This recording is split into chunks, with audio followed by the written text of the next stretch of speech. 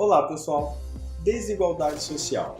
Bom, o Brasil, gente, não sei se vocês sabem, ele é um dos países mais desiguais do mundo. Se for considerar o 1% da população, ele é considerado o mais desigual do mundo.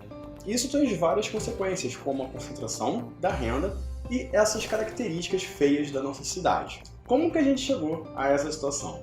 Bem-vindo ao vídeo Desconstruindo Certezas, analisando historicamente como se construiu a nossa desigualdade social.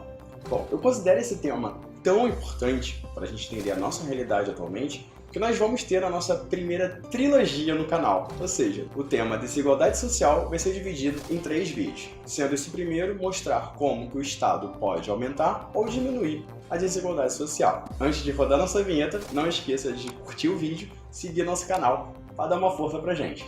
Vamos lá?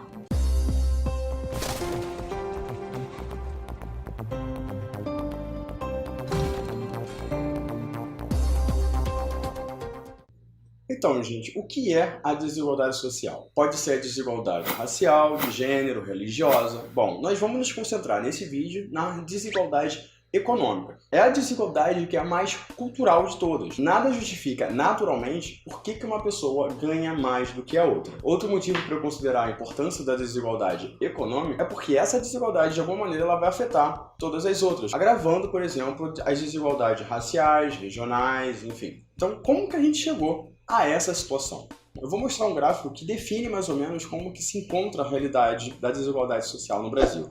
Esse gráfico, gente, aí eu vou fazer minha colinha, ele representa, no caso, toda a riqueza que o Brasil, no caso, tem. A parte vermelha, gente, ela seria a dos mais ricos. A parte verde é a dos mais pobres. A parte azul seria dos declarantes entre 1.000 a 100 mil reais. E a parte nessa cinza aí, do meio daltônico, são os declarantes da faixa de 100 mil a 500 mil reais. Isso demonstra que se você ganha entre 1.000 a 100 mil reais, parabéns, você está entre praticamente os 4% da população desse país. O alarmante disso é que esses declarantes acima de 500 mil reais, eles praticamente dominam toda a produção de riqueza. É daí que vem aquele dado que eu comentei no início do vídeo, do Brasil ser o mais desigual dentro desses 1%. Outros gráficos que mostram a questão da renda, ele explica melhor como é que se divide essa categoria entre os 1.000 aos 100 mil, uma faixa bem grande para ser analisada. Então, o que a gente percebe aí? Conforme vai aumentando a renda, cada vez mais você vai ficando na parte mais exclusiva da população, sendo que o Brasil tem uma média salarial de 2 mil reais,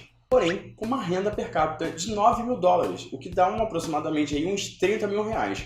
Bom, se a média salarial é 2 mil reais, para onde vão os outros 28 mil reais? A resposta está aqui.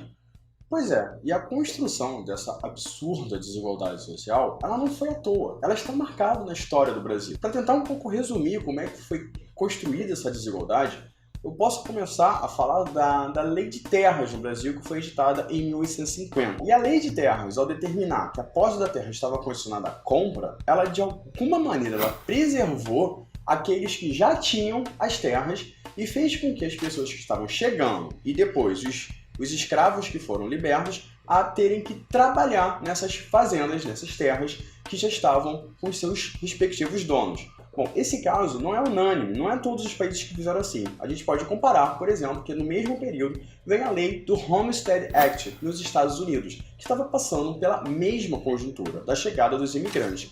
Nessa lei dos Estados Unidos, a terra era dada para quem fosse cultivar a terra, até porque eles precisavam ocupar o imenso território que eles estavam querendo dominar. Bom, aí a gente já tem uma diferença clara entre a facilidade para você ter uma posse de riqueza e dificultar o acesso a essa posse de riqueza. Bom, seguindo ainda esse processo histórico, o Brasil também depois passou por um momento de industrialização, que é quando as indústrias começaram a surgir. Junto com as indústrias teriam os trabalhadores e os seus respectivos salários. Aí já começa a caracterizar mais ainda essa concentração de renda. Até mesmo porque, como a gente pode ver nesse site aí da Fundação Getúlio Vargas, o próprio presidente da República tratava a questão social como se fosse um caso de polícia. Ou seja, não era uma questão de direito, era uma questão criminal. Por quê? Porque nós estamos falando de uma época que praticamente haviam restrições que dificultavam a organização dos trabalhadores, os sindicatos não eram legalizados, não tinham leis trabalhistas e as pessoas faziam greves, por exemplo, praticamente na marra. Mais extremado ainda, gente, que as leis trabalhistas no Brasil só foram surgir praticamente depois de 1930. Antes, em 1924, foi criado o DOPS, que é o Departamento da Ordem Política e Social. Ou seja, o que isso quer dizer, gente? Que o Estado ele se armou primeiro para reprimir as pessoas que reivindicavam os seus direitos, para depois fornecer os seus direitos. Isso já caracteriza bem a nossa cultura republicana. Pois é, houve um período na história do Brasil que seria similar ao que as pessoas talvez estejam querendo fazer agora, como não havia leis trabalhistas, não havia previdência, não havia empresas estatais, não haviam sindicatos, e desde aquela época, por exemplo, o Brasil já passa por graves problemas financeiros e desde aquela época estava sendo construída a nossa terrível desigualdade social. Para tu ver como é que não é tão alarmante assim algumas pessoas quererem o Brasil de volta, né? Bom, e a questão não se refere nem tanto a crescimento econômico. Você pode imaginar, talvez, se a economia crescia, vai ter mais renda, então isso pode melhorar a situação. Não, nós já passamos por diversos ciclos de crescimento econômico. Eu vou destacar a década de 1970, que é considerado um grande milagre, que o Brasil cresceu a níveis, por exemplo, do que hoje cresce a China. Bom, nesse momento, observando o gráfico do PIB do Brasil, houve um grande crescimento econômico. Bom, no mesmo período, não houve também crescimento salarial. A renda diminui. Então, enquanto a economia crescia, a renda diminuía.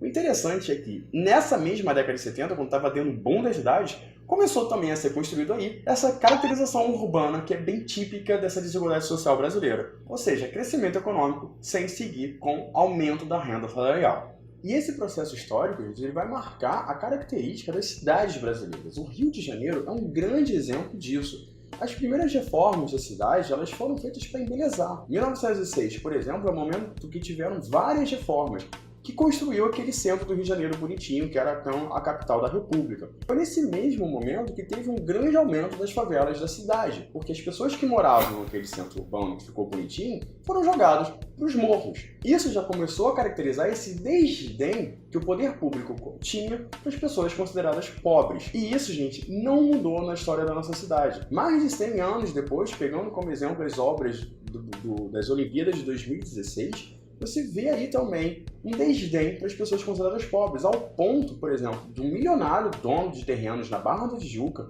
falar sem qualquer pudor que ali não seria uma região para ter pobre. Nas palavras dele, como é que ele iria colocar pobre ali? Seria uma moradia para nobre, não para pobre. Gente, preste atenção nesse termo nobre. Nobreza, gente, vem de um período antes do capitalismo, de pessoas que eram nobres por nascimento, títulos de nobreza. Eram pessoas que eram nobres e essa nobreza não estava nada vinculada ao trabalho delas para se esforçar para chegar onde elas chegaram. É bem emblemático isso ser dito numa realidade tão drástica da nossa desigualdade social brasileira. Pois é, gente, como que a gente pode imaginar realidades que seriam diferentes? Aí a gente pode fazer uma comparação, no caso, com o que é feito em outros países. Bom, para isso, gente, eu vou trazer mais dados sobre a nossa realidade da desigualdade. Bom, nesse site da Oxfam, e aí eu vou voltar para minha colinha, preste atenção. Gente, os mais pobres, eles gastam 32% da sua renda com impostos, enquanto que os mais ricos, eles gastam 21% da sua renda com os impostos.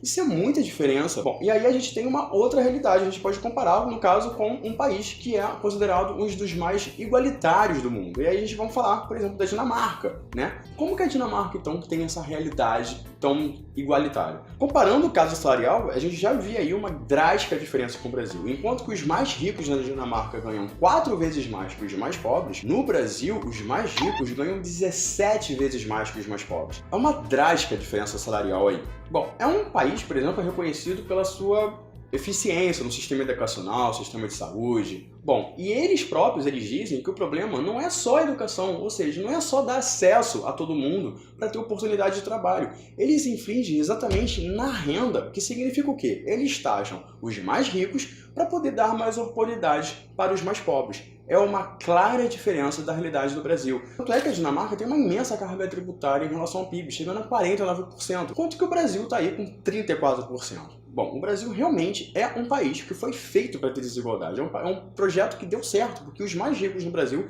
eles conseguem proteger muito bem os seus interesses. E isso, gente, caracteriza a nossa vida urbana. Isso já é um ponto para a gente iniciar o nosso próximo vídeo, que é o aspecto ideológico da desigualdade social. Bom, como para não ficar tão longo esse vídeo, a gente vai deixar esse assunto para o próximo vídeo. Espero que vocês tenham gostado. Obrigado pela atenção de vocês. Até a próxima. Beijo. Tchau.